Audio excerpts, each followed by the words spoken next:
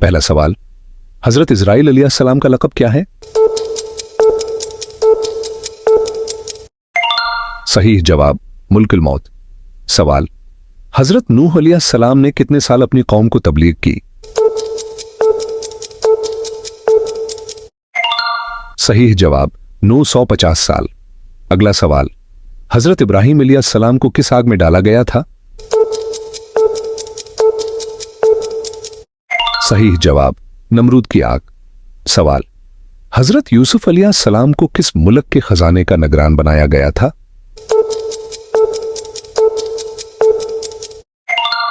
सही जवाब, मिस्र।